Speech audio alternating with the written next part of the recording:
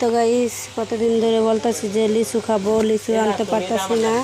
তো আজকে গেছি লিচু আনতে। এই তো লিচু,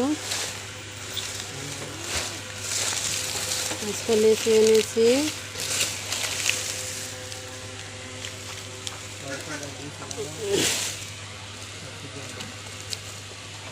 একশো লিচু 400 টাকা।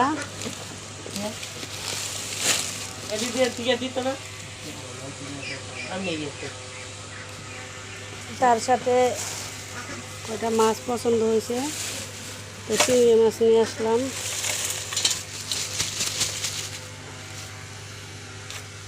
তো গাইস আমার চিংড়ি মাছগুলো কীরকম হয়েছে, 1300 টাকা কেজি, একটু কমেন্টে জানাবেন।